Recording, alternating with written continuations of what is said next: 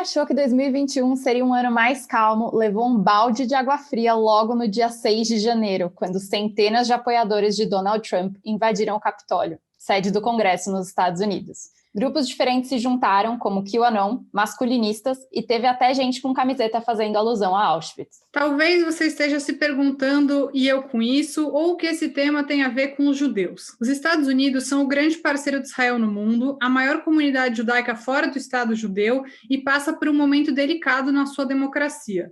Trump prometeu apoio incondicional a Israel, mas sua base é composta por grupos de extrema-direita. O que tudo isso significa? Eu sou Anita Efraim, sou jornalista e fanática por futebol. Eu sou Ana Buchmann, mais conhecida como Malca, ativista comunitária de longa data. Nossa convidada hoje é a Letícia Duarte, que já esteve com a gente aqui antes, no episódio 89. Ela é jornalista radicada em Nova York, mestre em política e assuntos internacionais pela Universidade de Columbia, que estuda a ascensão da extrema-direita em diversos países do mundo. Letícia, seja bem-vinda de volta. Oi, muito obrigada. Muito honrada com esse convite. Nossos temas nunca são fáceis, mas é sempre bom estar aqui com vocês para a gente conversar. E aí, Letícia, vamos começar com esse dia, né? Como que você que está nos Estados Unidos, como você se sentiu quando você viu essa invasão ao Capitólio? O que você acredita que esse dia representou para a democracia dos Estados Unidos e talvez até para a democracia do mundo, levando em consideração que os Estados Unidos sempre tiveram a pecha de democracia mais forte do mundo? Eu acho que é bem simbólico, né? Tudo que a gente assistiu. Para mim é como se eu estivesse vendo um replay de um filme que eu já tinha assistido, porque na minha cabeça essas cenas já tinham passado muitas vezes, assim, pelo menos a expectativa de que algo assim fosse acontecer era bastante previsível para quem acompanha, né, essa ascensão da extrema-direita, esses discursos contra a democracia, essa questão de desacreditar o processo eleitoral. O presidente Donald Trump vinha ensaiando, né, incitando seus seguidores a reagir, a não aceitar o resultado eleitoral. Então era como se a gente estivesse assistindo tudo isso se formando, e no dia da invasão foi as cenas finalmente em curso para todo mundo assistir, né? As cenas viajaram o mundo inteiro e finalmente a coroação desse movimento contra a democracia, que é bastante assustador, né, para a gente ver. Muita gente no início, quando tinham esses discursos contra a democracia, que a gente também vê no Brasil, muita gente dizia, mas é só uma questão de redes sociais, é só uma linguagem, é só um discurso, e quem estuda isso, né, desde os estudiosos, jornalistas, analistas políticos, todo mundo diz, olha, isso não é só um discurso, isso é a construção de um movimento antidemocrático, e muita gente tentava minimizar, dizendo que o problema não era tão grave assim, e o que a gente viu no Capitólio é meio a coroação disso, e a prova de que isso sim é grave, de que não é só um discurso. E para mim também as cenas da invasão do Capitólio é como se resumisse assim numa imagem o que é o legado do presidente Trump também, porque ao longo de 4 anos ele fez uma série de movimentos contra a democracia, de discursos de ódio, de teorias da conspiração, e a gente viu tudo ali, né, naquelas cenas, naquelas imagens, está tudo condensado. Então, para mim, não é uma surpresa, mas é um grande símbolo do momento que a gente está vivendo, e como vocês falaram, né, que não é uma ameaça só aqui nos Estados Unidos, mas no mundo inteiro. Acho que vai ser uma daquelas imagens que a gente vai olhar daqui a 50 anos num livro de história, e a gente vai falar, eu assisti as cenas, né? A gente está vendo a história sendo reescrita aos nossos olhos, né? Ali em tempo real. Então, acho que é muito... No filme não é novo, é como se a gente já tivesse visto esse filme, mas agora a gente está todo mundo acompanhando aí com pipoca, né, na frente do computador. Só antes da Malca fazer a próxima pergunta, eu queria parafrasear aqui o Emicida, que para quem já viu na chamada do Papo de Segunda no GNT, ele fala assim, eu não aguento mais ser testemunha ocular da história. Eu queria subscrever essa frase, porque, pelo amor de Deus, 2020, 2021 já começou pegando fogo. Já começou pegando fogo. E, Letícia, eu sempre fui muito curiosa em relação a teorias da conspiração. Você consegue me falar um pouco sobre esses grupos que participaram da invasão ao Capitólio, né? Aquele cara com chifres, que faz parte de um movimento chamado Masculinistas, os QAnon. Quais são essas teorias que estão por trás de tudo isso e como elas estão se encaixando no momento atual? É meio um zoológico, né? Um zoológico ideológico. É difícil achar uma coerência e colocar tudo junto, porque tem tanta maluquice junta que é até difícil organizar.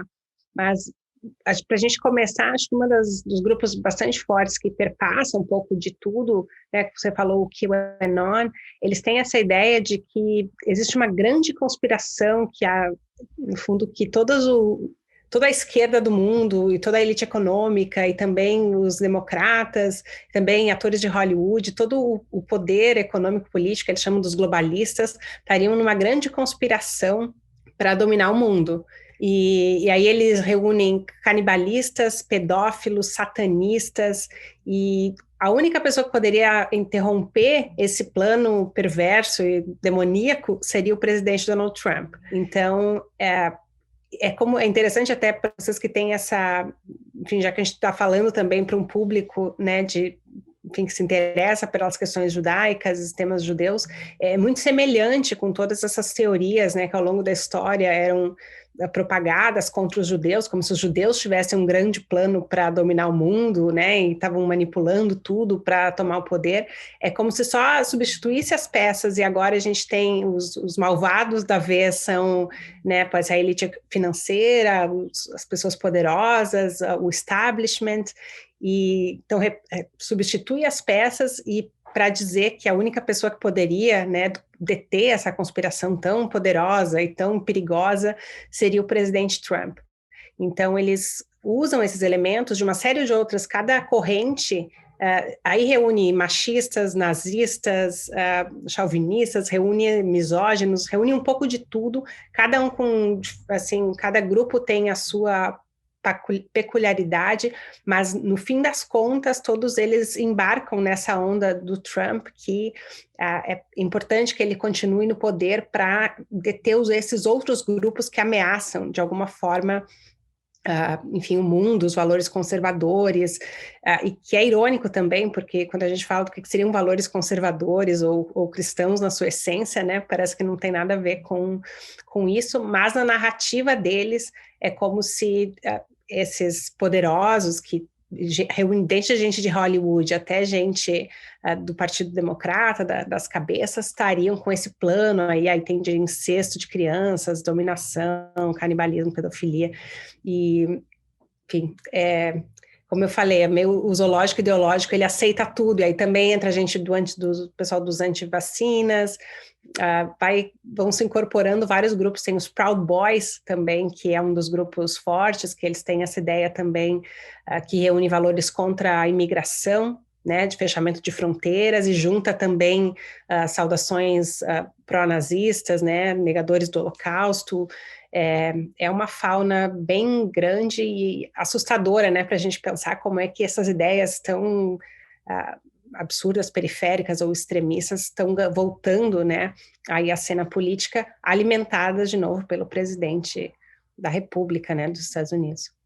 Eu só vou comentar uma coisa para não esquecer de falar depois, mas me chama muita atenção, é uma conspiração, óbvio, tem mulheres no meio, mas é uma conspiração muito masculina. Depois eu queria ouvir um pouco de você, Letícia, sobre essa questão, se tem efetivamente uma coisa misógina e machista, porque o Trump é uma representação disso. Quer dizer, acho melhor a gente já falar disso agora, depois eu falo sobre o agasalho do Camp Auschwitz, mas existe de fato alguma coisa em relação... Bom, os masculinistas, obviamente, mas existe mesmo um centro de machismo, de misoginia, e as mulheres que estariam envolvidas são, tipo, por exemplo, a ministra Damares Alves, que é uma mulher, mas que compactua com a luta contra os direitos das mulheres. Tem isso ou não? É uma impressão? Isso entra de uma forma, quando a gente pensa qual seria o papel da mulher na sociedade, né? Geralmente esses grupos conservadores da extrema-direita, eles têm uma visão da mulher, que a mulher cabe num lugar, né? A mulher é responsável por cuidar da família, a mulher pode... eles são contra essa militância do que eles vão chamar... Aí, como o presidente Bolsonaro, por exemplo, vai falar da ideologia de gênero ou de mulheres que estão questionando a estrutura social, porque toda a lógica conservadora é conservar, né, a ordem social, como vem do próprio nome. Então, tem até um livro bem interessante, aquele Guerra pela Eternidade, que foi lançado há pouco tempo aí no Brasil, e que ele faz uma análise dessas ideologias de Steve Bannon, Olavo, Dugin na Rússia, e o que eles têm em comum. E o que o autor fala é que todos eles são adeptos desse tradicionalismo, que seria uma versão bem antiga e bem extremada do que dessa ideologia conservadora de direita, e que meio que a ideia é de voltar a uma sociedade com aquela ideia primitiva de ordem social, onde o homem branco está no topo, seguido depois aí na ordem social, né, por outros, pode ser líderes religiosos, aí depois lá no topo, lá embaixo, tem mulheres e negros, né, porque as mulheres, elas podem participar do jogo desde que elas não incomodem, basicamente é isso. Então, uma mulher que é recatada do lar, que não incomoda, tá tudo certo, não é que ela não possa participar, mas a mulher que vai questionar, né, as estruturas sociais, ela começa aí já não ser bem-vinda. Então, tem uma ideia de ser contra o feminismo, não é por acaso que, por exemplo, o presidente Bolsonaro, ele é casado com uma mulher, ele tem uma filha mulher, Mas aí ele fraquejou na quinta, né? Exato, ele fraquejou. Então, assim, elas podem participar, mas assim, mulher não é para, né, não é para ser a senadora ou para ser o deputado, mas fica ali do lado, né, bonitinha, fofinha, mas é uma fraquejada. Então, se insere nesse contexto. Então, mulheres que talvez que vão fazer um discurso também contra o movimento feminista ou assim, elas podem, né, eventualmente simpatizar e achar que está tudo certo, né? Essa ideia de querer voltar, sempre tem essa ideia de voltar para um passado glorioso, que ele é muito mitificado, que nem existiu, mas por trás dessas ideias todas tem essa ideia de o mundo está uma bagunça, democracia não funciona direito, então vamos voltar para aquele tempo onde os homens mandavam, a mulher obedecia e a economia ia bem, o cara tinha seu emprego. Então é um saudosismo, uma nostalgia de um passado glorioso que geralmente nunca existiu, né? Porque é também uma mitificação uma idealização de uma realidade que não era bem assim. Como chama o livro, Letícia, que você falou? Chama Guerra pela Eternidade. Tá, vou aproveitar e sugerir mais um livro sobre esse assunto também, que é Os Engenheiros do Caos, que fala sobre todos esses ideólogos, como eles usam as redes sociais, e traz também, acho que um dia a gente pode falar mais sobre isso, um nome importantíssimo dessas ideologias de campanha, que é o Finkelstein, Arthur Finkelstein, que ajudou a eleger muitos políticos de direita nos Estados Unidos, mas também foi quem ajudou a eleger pela primeira vez Bibi Netanyahu, primeiro-ministro de Israel, que está até hoje no poder, só para fechar esse parênteses em relação aos ideólogos da direita. Tá tudo integrado, né? Quando começa a se olhar, a gente vê as conexões entre, né, Israel, Estados Unidos, Brasil, Hungria. Bom, uma imagem que chocou bastante foi a de um homem dentro do Capitólio que estava com um agasalho com a estampa dizendo Camp Auschwitz, né? Acho que também teve aí uma camiseta do 6MWE, então 6 million wasn't enough, então 6 milhões não foram o bastante. É muito pesado, né? E esse homem, o Robert Keith Packer, que estava com esse agasalho, ele inclusive já foi preso. E segundo a agência Associated Press, esse foi entre os vários símbolos antissemitas dentro do Capitólio. O que mais você viu que se remetesse ao antissemitismo? E esses grupos, eles estão falando especificamente sobre judeus. Acho que tem uma coisa muito legal aqui para a gente considerar, ouvintes. Hoje a gente tem 33 judeus dentro do Congresso americano aí como representantes, sendo que 31 deles são do Partido Democrata, apenas 2 dentro do Partido Republicano, e a gente vê essa condição acontecendo nos Estados Unidos. Como é que a gente enxerga isso, Lê? Eu acho que é bem interessante, porque eu até estava lendo recentemente sobre isso, porque esses grupos, eles não são oficialmente, né, antissemitas, como não é a bandeira, né, que eles ostentam, não é algo que eles são abertamente contra os judeus. Só que, ao mesmo tempo, existe toda uma apropriação de símbolos, né, que eles repetem, aí usa a camiseta, saudação nazista e Heil Hitler, coisas assim, e também a cópia de próprio, assim, da apropriação dessas teorias da conspiração em versão moderna, que é como se reciclasse vários elementos dessa teoria antissemita, que, assim, né, estão rodando por aí há séculos. Como eu falei antes, é só às vezes substitui, em vez de falar o judeu, fala, né, sei lá, é o George Soros, que agora é enfim, né, que é um judeu também, aí tenta se culpar ele. Às vezes acharam novos personagens, basicamente. É como se substitui, daí a Hillary Clinton, aí pode ser o Tom Hanks, pode ser a Oprah Winfrey, e eles vão mudando os personagens, mas a fórmula é muito semelhante. Tem alguns teóricos até que falam que aquele livro, né, antissemita dos protocolos dos sábios de Sião é uma das fontes de inspiração das teorias que estão circulando agora, que é só tipo assim, mude o nome do personagem e recicle essa mesma ideia de conspiração, que os globalistas, né, estão querendo dominar o mundo, e eles são muito perigosos e alguém precisa detê-los. Então é um enredo velho, meio reciclado, mas ganhando esse apelo aí entre esses diferentes grupos, e a gente, enfim, sabe o quão perigosas são essas ideias, né? Porque parece tão maluco, mas por uma série de, enfim, coisas que ainda estão sendo estudadas, porque que as pessoas, no momento que tem tanta informação ainda, se deixam seduzir por essas ideias, né, com, enfim, uma nova roupagem, mas em nome de coisas muito, enfim, algo que a gente pensava em algum momento até que já estavam superadas, né? Então acho que é bastante triste. Até o ex-governador da Califórnia, o Arnold Schwarzenegger, também, né, o ator aquele famoso. Exterminador do Futuro. Exterminador do Futuro agora é a pessoa sensata, né? Parece que o jogo virou, ele está tentando impedir o extermínio do futuro, né? É muito, muito doido, né, o mundo que estamos vivendo. O ex-exterminador do futuro agora é o cavaleiro da salvação, enfim, a voz sensata. Mas ele, enfim, ele também vem de uma família judia, né, e ele comparou a invasão do Capitólio à Noite dos Cristais. E ele falou, né, que o saldo daquilo tudo, além desses, né, do ataque ao, enfim, coração da democracia, e também vidros quebrados, objetos roubados, aqueles saques, enfim, todo esse potencial simbólico de destruição, até que foi mais, embora, claro, a gente teve 5 pessoas mortas como resultado disso, mas além da perda de vidas, enfim, não foi tão, né, não foi massiva em escala, mas o símbolo de ataque foi muito forte, muito maior até, né, do que só esses números, e ele fazia essa comparação que nessa noite dos cristais, um episódio, enfim, muito triste para a democracia, que o que saía quebrado mais do que os vidros era essa ideia, né, de que os nossos valores estavam assegurados, protegidos, né, essa ideia de uma fragilidade aí no coração do poder, onde, enfim, atingindo espaços que a gente não imaginava que poderiam ser tocados, né? Essa sensação de fragilidade da democracia, e que acho que nos lembra do quão, né, que as democracias nunca são dadas ou construídas, né?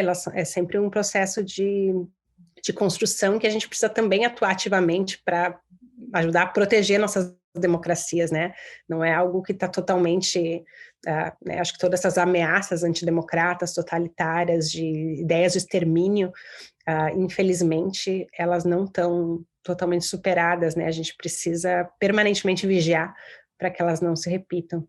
São marcos, né? Quando você fala em Holocausto, no extermínio dos judeus, todo mundo vê a Noite dos Cristais como um marco, e até um pouco antes da gente efetivamente começar a gravar, a Letícia estava falando que ela acha que isso pode vir a ser um marco do início de uma série de ataques terroristas, de terrorismo doméstico. Então, eu acho que essa comparação do Arnold Schwarzenegger até que faz bastante sentido. E falando sobre o cenário dos Estados Unidos, o país tem a maior comunidade judaica fora de Israel, são 5 milhões de judeus. E quando o Trump se elegeu, ele usou bastante esse discurso de ser amigo dos judeus, amigo de Israel, o marido da filha dele é ortodoxo. Você acha que dá para dizer efetivamente que esse discurso caiu por terra? Inclusive, não era só... eu acho até engraçado, não é engraçado, é trágico, que nem era nos Estados Unidos tanto esse vínculo, né? Como a Malca falou, entre os judeus que estão na política, que foram eleitos, os 31 estão no Partido Democrata, mas no Brasil esse discurso tinha muito eco, né? E também em Israel. Não, o Trump vai ser bom, ele é amigo de Israel. Acabou, dá para a gente acabar com essa argumentação de uma vez por todas? Mesmo os israelenses, hein? Os israelenses estavam 100% pró-Trump, assim, 100%, perdão, ouvintes, mas era um número muito alto aí de aprovação ao governo Trump.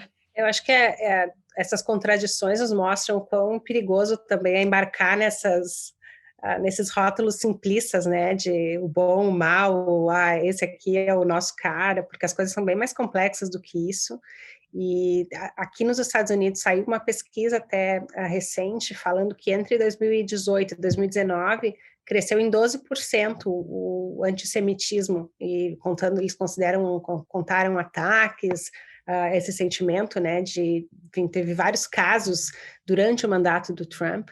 E uma das análises que se faz é justamente como acabou juntando nessa sopa aí ideológica todo tipo de extremista. Isso acabou favorecendo grupos que também propagam ideias antissemitas, né, no caldo todo, e que como oficialmente as políticas de Trump, por exemplo, não condenavam esses extremistas e os ataques extremistas, isso meio que abriu a caixa de Pandora aí para todo tipo de maluco voltar, né? Enfim, a gente teve ataques enfim, a instituições religiosas, uma série de questões, porque acho que quando a gente pensa, né, no que coloca a sociedade junto, né, o que nos garante como sociedade nesse tecido social, passa por uma ideia de que a gente deveria ter um bom senso comum, uma política, né, de dignidade para todos, um discurso de bom senso, e quando a gente não vê isso dos canais oficiais, e pelo contrário, vê um presidente a todo tempo atacando seus adversários e querendo a eliminação dos seus adversários,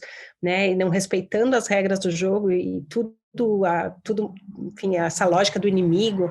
Então isso favorece muito pessoas que já têm uma predisposição à intolerância, né, a discursos de ódio. É como se o líder, né, o presidente Trump, que enfim virou o principal líder do mundo, inspirando também esses movimentos aí extremistas pelo globo, é como se ele autorizasse todos os extremistas e os malucos a saírem, né? Se o presidente faz isso, por que eu não posso fazer? E enfim, a gente nunca sabe direito calcular o quão longe, né, o quanto isso reverbera, mas o que a gente está vendo aí, quanto dano ele é capaz de fazer, né, quando a gente tem líderes incitando a violência como método. Letícia, vamos só voltar, a Anitta comentou que a gente estava conversando antes da gente começar a nossa gravação sobre uma possível onda agora de ataques terroristas domésticos. Você consegue comentar um pouco mais sobre isso e o que a gente pode aguardar dentro dos próximos meses? Essa é uma sensação, é difícil a gente fazer uma previsão num tempo em que tudo está tão instável, né? Mas o meu palpite, pelo que a gente vem vendo, enfim, algumas análises e o quão ativos estão esses grupos, é que isso não vai se esgotar só porque o presidente Trump está deixando o poder. Hoje mesmo ele deu uma declaração falando, eu estou só no começo né? Enfim, me aguardem, vem mais coisas por aí. E eu acredito que o que a gente vai ver é esses grupos extremistas e radicais virando uma espécie de, enfim, um movimento permanente, uma espécie de guerrilha de terrorismo doméstico, que eles vão estar aí contestando o mandato do Biden durante 4 anos. Então, eu acho que toda essa questão de segurança nacional vai ter que ser revista, porque eles já são tratados como grupos terroristas, né, de terrorismo doméstico, e como a narrativa toda é que essa eleição foi injusta, né, o presidente Trump dizendo que a eleição foi roubada, que com base nenhuma, né, só para repetir aqui, não tem fundamento nenhum, foi tudo consolidado, o processo foi correto, foi avalizado pela Suprema Corte, foi avalizado pelo Congresso, mas como o discurso do presidente Trump para os seus seguidores é que isso foi uma eleição roubada e que não é legítimo, então tem um incentivo para que os grupos continuem questionando, né, de todas as formas, né, esse mandato do Biden. Então eu acho que a gente vai ter... Enfim, eu acho que serão 4 anos tensos, onde a gente pode esperar uma série de novos ataques, novas tentativas e violência nas ruas com esses grupos questionando, né, o establishment, o status quo, e não sei, eu tenho um pouco de medo assim, do que vem por aí. Onde que fica a responsabilidade do Partido Republicano nisso tudo? Olha, é 100%, né? O Partido Republicano apoiou a candidatura de Trump. Ao longo de todos esses 4 anos, teve uma série de momentos onde eles foram chamados, né, para impedir o presidente Trump, quando ele fazia declarações extremas, que o partido tomasse providências, mas eles endossaram, enfim, todo o tempo, a maioria do Partido Republicano esteve com Trump. Mesmo depois do Capitólio, muita gente ainda votou com Trump, muitos ainda foram contra o impeachment que foi realizado na Câmara aqui dos Deputados, né, no Congresso. E eu acho que o partido ele vai pagar um preço muito alto nos próximos anos, né, quando olhando para a história, assim, do quão longe eles deixaram chegar em nome desse oportunismo político. Né, quando a gente fala desse jogo aí de aproveitar, ele é o nosso cara, então a gente tem que apoiar, porque, enfim, é a nossa chance de ter o poder, e, enfim, é triste quando a gente vê uma luta pelo poder a qualquer custo, né, passando por cima de ideais democráticos. Aqui tem se feito muitas análises políticas do desgaste que o partido está chegando, né, um partido que em teoria era conservador, o que a gente está vendo agora, né, esse discurso de lei e ordem, o quanto isso foi por terra, né? Porque que lei e que ordem é essa quando se invade, né, a sede do Congresso? E alguns republicanos se arrependeram, mas aqueles, assim, aos 45 minutos do segundo tempo, quando o jogo já estava acabando, quando eles, né, aproveitaram por 4 anos o Trump no poder, aí agora na finaleira eles, não, mas eu não concordo com essa última cena, agora eu acho que Trump enfim, não agiu bem. Mas tem muito oportunismo político por aí, e eu acho que o partido sai com uma imagem bastante arranhada, desgastada. Eu vou fazer 2 perguntas em uma, mas acho que tem uma coisa que se diz de senso comum, nem sei se eu gosto muito disso, mas que a comunidade judaica, os judeus têm uma tradição muito grande de cultuarem a sabedoria. Tem, né, essas coisas de, judeus são 0,02% do mundo e ganharam sei lá quantos prêmios Nobel, de não sei o quê, as pessoas adoram fazer essas coisas. Mas, ao mesmo tempo, a gente vê que talvez um senso de proteção leva uma parcela da comunidade judaica, seja no Brasil, seja em Israel, a cultuar líderes como o Trump e também como o presidente do Brasil, Jair Bolsonaro. Eles são da mesma escola de argumentação, comunicação e nível de argumentação que é baseada no ódio e na mentira. Eu queria que você falasse um pouco sobre essa técnica deles e já juntar com a estratégia deles de usar as redes sociais. Até agora o Trump está banido de todas as redes sociais, até pelo menos a posse do Biden, que é na quarta-feira, dia 20.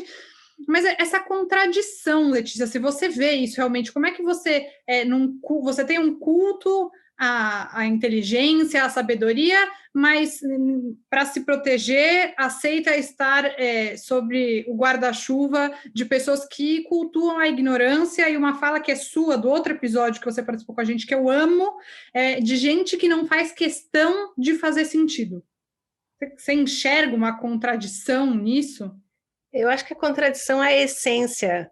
Essas teorias da conspiração, elas só são possíveis porque elas abraçam o absurdo, né? E não faz nenhum sentido pensando na racionalidade, não faz nenhum sentido olhando para os fatos, não faz nenhum sentido olhando para a ciência. Então a gente precisa desse elemento absurdo, contraditório, desse surrealismo, porque é a única maneira que isso pode prosperar, na verdade, né? Assim, não tem outra base, não tem nenhuma base de realidade. Então, é meio assim, tá um caos, vamos escolher uma teoria que vai, sei lá, nos salvar ou nos tirar desse. Aí você se abraça nisso e segue, sem olhar para trás, porque se você olhar para tentar encontrar elementos de realidade, vai ficar difícil. Né, mas é muito essa ideia por trás de toda essa ideia de teoria de conspiração, é que você realmente tem algo que é muito secreto, que ninguém descobriu, que o mundo inteiro não acredita, mas você tem a verdade profunda, né? Então essa ideia toda dos gurus, essa ideia de que você vai desmascarar, enfim, toda essa ideia, ela pode ser muito sedutora justamente por esses seus elementos que exigem uma boa dose de fé, né, contra as evidências. Então acho que enfim, lembrei da música agora, né? Negando as evidências, disfarçando... Como é que é a música? Negando as aparências, disfarçando as evidências. É isso. Né? Momentos de sabedoria da música brasileira. Então, tem esse elemento que não faz nenhum sentido e isso acaba ajudando na propagação, né? Como você perguntava antes das estratégias, né, de Trump, Bolsonaro, isso está muito na essência do que é a cartilha, né, da sanção, enfim, da extrema-direita. Eles se apropriam justamente dessa Negação à Realidade. Tem um outro livro que eu recomendo para quem...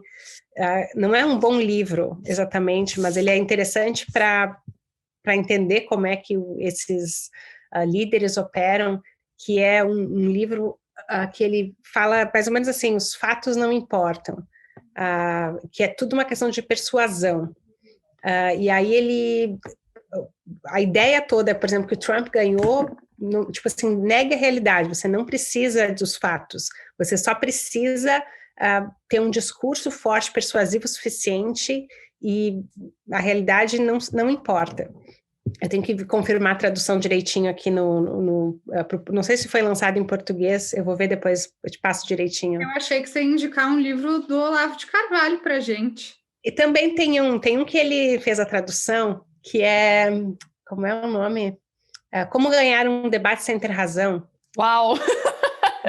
Que é mais ou menos a mesma lógica, que você pode, você nega, quando a realidade não é conveniente para você, você nega, você dá uma volta e você começa a atacar a pessoa, começa a atacar o emissor, ou grita mais alto, né? Que é o que eles fazem. Bem, né? Você sabe. É o que ele fez comigo também na nossa entrevista, né? Ele começa a gritar, começa a te insultar, porque você está negando a realidade, você quer criar uma realidade paralela. Então, a gente vê isso desde a Terra plana, por exemplo, né? Toda a ciência universal, temos todas as provas, mas não importa que a ciência já mostrou que a Terra é redonda, né? Você começa a dizer que a Terra é plana, porque você quer que essa Terra seja plana, e aí você encontra pessoas que estão dispostas a seguir espalhando, e aí tanta gente espalha que, no fundo, isso acaba pautando a conversa da mídia, né? Então a gente vê a mídia tradicional voltando a fazer matéria sobre coisas absurdas como a Terra plana, porque isso está sendo discutido por muita gente. E é mais ou menos a mesma estratégia que Bolsonaro usa, que o Trump usa, que é criar uma narrativa de fraude eleitoral. Não existe nenhuma evidência na realidade, né? Tipo, no Brasil as urnas eletrônicas são seguras, a gente nunca teve problema, estava tudo certo, assim como as vacinas, havia um grande apoio às vacinas, tradicionalmente no Brasil, o SUS tinha um grande sistema de saúde confiável. Aí vai lá o presidente e começa a atacar o sistema eleitoral, atacar a credibilidade das vacinas, com base em nada, por uma questão política, de uma politização né, do tema, e tentando ter vantagem política, e aí isso passa a pautar o assunto, né? Então é muito maluco como isso tudo funciona, porque você é meio uma fábrica de fábulas, mas aí você começa a compartilhar, as pessoas começam, enfim, a aderir, e quando vê isso começa a ganhar uma grande penetração, sendo pautada, inclusive, na mídia tradicional, que tem que fazer a reportagem dizendo, isso é mentira. Mas aí, ao você ter que dizer que é mentira, você também repete qual era a ideia deles, e aí também, de alguma forma, né, o bolo vai crescendo da dimensão que mais gente acaba tendo acesso a essas coisas absurdas, e a gente passa, gasta metade do tempo tendo que explicar, olha só, a Terra não é plana. Então, dá bastante trabalho, né? Dá bastante trabalho, mas é uma tática que ela funciona, que é a negação da realidade como essência e estratégia, né? Estratégia política. Agora, vou conectar um pouquinho aqui com Israel, né? O primeiro-ministro de Israel, o Benjamin Netanyahu, ele sempre foi muito próximo do Trump aí ao longo do mandato, e ele mesmo condenou o ocorrido aí da invasão do Capitólio. For generations, American democracy has inspired millions around the world and in Israel. American democracy has always inspired me. Lawlessness and violence are the opposite of the values we know Americans and Israelis cherish. Fiquei imaginando uma cena paralela em Israel acontecendo agora. O que você acha que essa fala do Bibi gerou? E pode ter estremecido as relações entre eles de alguma maneira? Eu acredito que não muda muito, porque agora é final de festa, né? Então, o Trump está saindo de cena em termos de poder, ele vai, assim, não sei exatamente o que ele vai fazer daqui para frente, mas ele está muito perto de ir lá para, né, para a franja, para ser uma minoria, porque ele está isolado, ele está saindo com menos de 30% de aprovação. Se é uma pesquisa nem Facebook, nem Twitter ele tem. Ele está isolado das redes, então cada vez mais é aquele amigo que você não quer ter, né? Enquanto ele era presidente, todo mundo cedia e, né, elogiava e passava a mão na cabeça, agora ele começa a ficar aquele amigo que as pessoas já não convidam mais para as festas, o que ele diz já não tem muita importância, ele vai falar para um grupo de uma minoria, enfim, barulhenta, né, violenta, mas uma minoria. Então as pessoas estão cansadas dessa belicosidade toda durante o mandato. Enquanto ele era presidente, ele tinha toda a máquina na mão, era muito conveniente, né, manter essa amizade e tentar ganhar benefícios políticos, embora isso seja bastante questionável também, né, porque se a gente olhar para o exemplo do Brasil, Bolsonaro apostava que, né, ia ser tão amigo que ia ganhar tudo para o Brasil, no fim, o Brasil até perdeu, né, em termos de posições políticas e posições, indicações, não teve nenhum benefício concreto essa amizade, digamos. E eu acho que no caso de Israel até conseguiu algumas vitórias, né, pensar nessa questão do apoio à transferência para a capital, para Jerusalém. Acho que assentamentos também. Então teve momentos que acho que Israel conseguiu algumas conquistas políticas nesse período, mas agora, enfim, né, no fim de festa, todo mundo está condenando Trump, é uma minoria muito pequena mesmo, uma mini minoria que não condenou, né, a ação do Trump, que realmente agora o Trump extrapolou todos os parâmetros, e até gente que, né, tá difícil defender, na verdade, digamos assim. Então eu acho que Israel foi mais um dos que condenaram e não imagino que isso tenha nenhuma consequência. Agora, com a entrada do Biden, aí a gente vai ver como é que esse jogo, né, como é que vai ficar daqui para frente.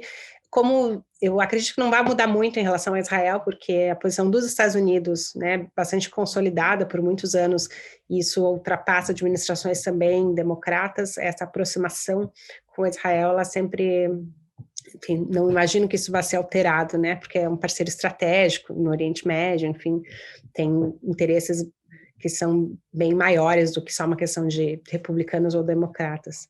E aí, bom, esse é o podcast do Instituto Brasil-Israel, falamos de Israel, vamos finalizar, então, somos 3 brasileiras, e a gente tem que falar um pouco dos efeitos do que aconteceu no Capitólio no Brasil, né, então... Se nós não tivermos o voto impresso em 22, uma maneira de auditar o voto, nós vamos ter problema pior do que os Estados Unidos. Bolsonaro, então, falando aqui que se não tiver voto impresso, mais uma vez, sem prova nenhuma de qualquer fraude em eleição, 95% dessa matéria é minha, 95% das vezes em que a família Bolsonaro concorreu com urna eletrônica, eles venceram. Eles perderam uma vez em 2016, quando Flávio Bolsonaro concorreu à prefeitura do Rio de Janeiro, mesmo assim ele insiste nisso. O que você acha que essa fala representa para os brasileiros? O que você espera que a gente vá ver daqui até a eleição de 2022 e também depois de 2022? Acho que vale adicionar que foi ontem que o Bolsonaro falou que são as Forças Armadas que decidem se o país é uma democracia ou não. Acho que...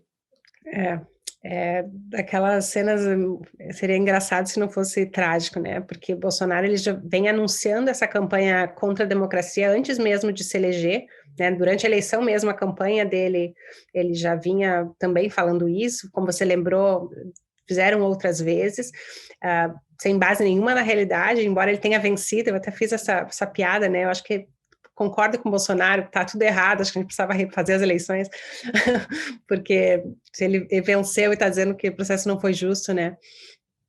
Mas, enfim, é maluco ver como ele continua até anunciando, né, essa ideia de fazer esse atentado aí contra a democracia, repetir o que aconteceu nos Estados Unidos.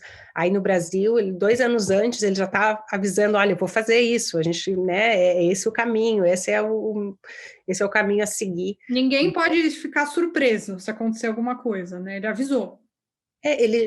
O mais triste para mim da história toda em relação ao Bolsonaro é que nada do que está acontecendo é uma surpresa, né? Ele se elegeu já elogiando a ditadura e condenando a democracia. Ele já tinha, durante os 27 anos que ele esteve no parlamento, ele fez inúmeros discursos contra a democracia, falando que ele achava que tinham que matar 30 mil, que a democracia não era suficiente, elogiando as Forças Armadas e o período militar, que o Pinochet era né, uma das grandes inspirações, ele elogia a tortura. Então, ele, durante toda a sua vida pública, ele nunca foi um homem essencialmente democrático em termos de valores, né? Embora tenha sido eleito democraticamente, os valores dele não são democráticos. Então, o que a gente vê agora, ele no poder, repetindo isso, é só, né, mais do mesmo. Então, o que me surpreende é como a sociedade brasileira ainda escolheu esse caminho, mesmo sabendo quem era, né? Nada disso é uma surpresa, e acho que a gente tem que estar bem vigilante como sociedade, porque, como a gente mencionou no início, né, não é só um discurso, existe uma intenção, é como se você fosse anunciando, testando os limites da própria democracia brasileira. Você começa, né, você ensaia esse discurso, começa a ir jogando, ver o quanto ele cola na população, quanto apoio você consegue, né, e cada vez você vai indo um pouquinho mais longe. E agora tem um dos projetos do Bolsonaro, por exemplo, de federalizar as polícias, faz parte desse movimento, né, de tentar ganhar mais poder entre, né, os policiais, porque pode ser uma alternativa também ao exército, né, mais gente armada, conquistando esse apoio, e sem falar dos ataques cotidianos que ele faz às instituições democratas, ao Supremo. Essa ideia, por exemplo, quando ele deu aquela declaração de que ele não podia fazer nada, né, que ele estava ele era presidente, ele não podia fazer nada. Por mais absurda que pareça a declaração, ela tem um foco bem evidente, né, de dar esse recado para a mensagem implícita nessa mensagem eu não posso fazer nada porque essas instituiçõezinhas aí estão me atrapalhando, né, esse Supremo aí está me atrapalhando, esse Congresso está me atrapalhando, eu preciso de mais poderes para ser capaz de fazer alguma coisa, e é o que ele vem tentando fazer, né, nada em relação ao Bolsonaro em termos de ataques democráticos me surpreende, e como vários autores, né, falam, tem aquele livro famoso, Como as Democracias Morrem, né, do Steven Levinsky, ele fala que hoje as democracias elas não morrem mais por tanques de guerra, as democracias morrem corroendo o sistema democrático por dentro, né? Então você começa a fazer esses ataques às instituições, enfraquecendo as instituições e usando a própria democracia contra si mesma, né? Você usa mecanismos democráticos para subverter a democracia a seu favor e tentar permanecer no poder. Então, o que Bolsonaro está fazendo não é nem original, né? Outros já fizeram em outros países e a gente sabe como é que acaba. E o filme é bastante triste. Põe triste nisso, né? Letícia, muito obrigada por voltar a falar aqui com a gente. Acho que ficou bem claro tudo. Acho que esse podcast poderia durar horas e horas e horas, porque é um assunto que rende muito, mas acho que fica o alerta, né, sobre tudo isso e, enfim, a democracia... Começa conturbado. 2021 começa conturbado e com a democracia em risco. Enfim, na minha humilde opinião, né? Mas eu acho que você deixou bem claro que sim, né? Que a gente tem motivos para se preocupar. Muito obrigada, volte sempre, é um prazer te escutar. Muito obrigada, Letícia. Obrigada pelo convite, bom estar aqui de novo, e para deixar uma mensagem de otimismo, eu queria só dizer que eu acho que concordo, né, enfim, é um ano de alerta, a gente precisa ficar vigilante, mas tem uma frase que eu gosto muito, que é a esperança é um músculo, então a gente precisa exercitar, e eu acho que né, cidadãos que acreditam na democracia, a gente precisa exercitar aí esse músculo da esperança e também ser ativos vigilantes, né, da nossa democracia e das nossas escolhas políticas e como sociedade. Bom, também, só para não ficar tão baixo astral, também a gente vê uma reação. No fim das contas, o Biden foi eleito. No fim das contas, o Trump perdeu também democraticamente. Ele justamente está fazendo tudo isso porque não quer aceitar a derrota democrática. Então, enfim, vamos em frente. Espero que... Amanhã a posse. Vamos esperar que vai ser tudo muito tranquilo. No dia deste episódio, no dia 20, que esse episódio está sendo lançado, posse de Joe Biden. Exato. Apesar, né, grita, esperneia, xinga, faz terrorismo, mas, né, o Biden está lá tomando posse, então Estarei vendo a Lady Gaga cantando o hino nacional, né? Veremos. Obrigada. Tchau, gente. Um beijo. Olá, eu sou Amanda Hatzir, estudiosa de cultura judaica e sociedade israelense, trazendo para você, ouvinte, as notícias que impactaram o mundo judaico essa semana. Vamos lá!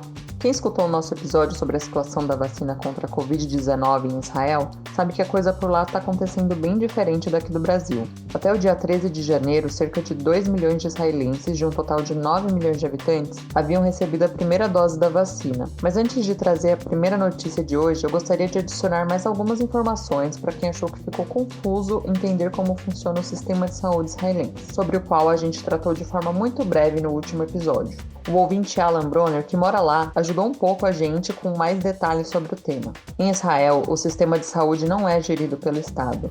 O sistema é universal, ou seja, abrange todas as pessoas e é preciso pagar por ele. Se paga um percentual do seu salário, tornando completamente acessível para a população. São 4 empresas sem fins lucrativos e o cidadão é obrigado a escolher um deles. O governo repassa verbas para essas instituições, mas não se responsabiliza pelos planos de saúde, isso é função delas. Todas as pessoas têm o plano básico, se quiserem podem pagar a mais por ter um plano com uma cobertura maior. Bom, dito isso, a nossa primeira notícia de hoje é que Israel vai vacinar prisioneiros palestinos contra a Covid-19. A decisão ocorre após vários pedidos da Justiça, de ONGs e das autoridades palestinas. No último domingo, as autoridades penitenciárias israelenses indicaram em um comunicado que 20 presos foram vacinados com a primeira dose do imunizante, mas não especificaram se eram israelenses ou palestinos. O Clube de Prisioneiros Palestinos, por sua vez, disse em nota que 3 detentos palestinos receberam a vacina. Anteriormente, as autoridades haviam declarado que após a vacinação da equipe, as vacinações dos detidos começariam nas prisões. De acordo com uma porta-voz da administração penitenciária, isso abrange todos os prisioneiros, sem nenhuma distinção. O mundo tem se impressionado, com a rapidez com que a campanha tem avançado em Israel. Como eu disse no começo, até o dia 13 de janeiro, cerca de 2 milhões de israelenses já haviam sido vacinados, no país que tem só 9 milhões de habitantes, com a primeira dose da vacina da Pfizer. A campanha de vacinação no país começou no dia 19 de dezembro, e no meio de tudo isso ainda surgiu a polêmica de que o país teria pago mais do que o preço de mercado para garantir um fornecimento suficiente da vacina, mas o Ministério da Saúde de Israel não quis comentar sobre o assunto. O premier Benjamin Netanyahu, em campanha para as eleições, mais uma aí em Israel, as eleições legislativas que devem acontecer no dia 23 de março, e que está para comparecer também aí ao seu julgamento por corrupção, afirmou que as negociações com os laboratórios Pfizer e Moderna permitirão vacinar toda a população de Israel com mais de 16 anos até o final de março. Bom, além disso, a gente também continua por aqui acompanhando se os pedidos judiciais das ONGs de direitos humanos serão ou não atendidos nesses próximos dias de campanha de vacinação em Israel. E a segunda boa notícia do dia é sobre os direitos de pessoas trans em Israel. 2 anos depois da Organização Mundial da Saúde e 11 anos depois da França, Israel finalmente concordou que ser trans não é um transtorno mental, antes tarde que nunca. Podia ter vindo antes, mas as novas diretrizes elaboradas pelo Ministério da Saúde de Israel após 3 anos de consultoria com organizações LGBT e pessoas trans estabelecem como hospitais e instalações de saúde devem tratar pessoas trans. A orientação determina que hospitais e unidades de saúde devem ter pelo menos um membro de equipe treinado em conscientização trans, usar os pronomes corretos de uma pessoa trans, independentemente do gênero em seus documentos oficiais, e fornecer instalações unissex quando possível, permitindo que pessoas trans usem espaços com gênero de acordo com sua identidade. Ela, a mestre, co-diretora-geral do Grupo de Defesa de Pessoas Trans, Maa Varim, disse que as novas diretrizes são, abre aspas, um passo importante e significativo para a comunidade e para o sistema de saúde. Muitos de nós necessitamos de atendimento psicológico devido aos nossos confrontos com a transfobia, além dos motivos mais comuns vividos pelo resto da população, mas o sistema nem sempre sabe como nos tratar, fecha aspas. A nova orientação sobre como tratar as pessoas trans em ambientes de saúde segue recomendações conjuntas feitas em dezembro de 2020 pelos Ministérios da Justiça e do Bem-Estar Social, que sugeriram a implementação de reformas abrangentes aos direitos trans em Israel. E é isso, uma grande conquista para a população trans israelense, e espero que a primeira de muitas. A gente fica por aqui e até a próxima.